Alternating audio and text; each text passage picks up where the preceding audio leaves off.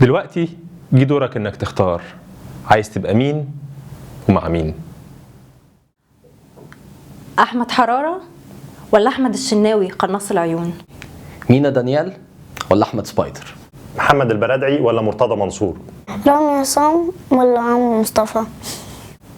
يسري فودة ولا توفيق عكاشة؟ سميرة إبراهيم ولا غادة عبد الرازق؟ محمود سعد ولا خير رمضان؟ منى مينا ولا لميس جابر؟ خالد الصاوي ولا طلعت زكريا؟ نادر السيد ولا احمد شوبير؟ جورج إسحاق ولا نبيل لؤى بباوي؟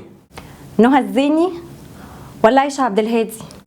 عبد المنعم أبو الفتوح ولا أحمد شفيق؟ بلال فضل ولا ممتاز القط؟ الشيخ عماد عفت ولا الشيخ خالد عبد الله؟ كلنا خالد سعيد ولا أنا آسف يا ريس؟ أنت مع الثورة ولا مع حكم العسكر؟ لازم كلنا ننزل من أول يوم 25 يناير 2012 ميدان التحرير وكل ميادين مصر عشان نكمل ثورتها.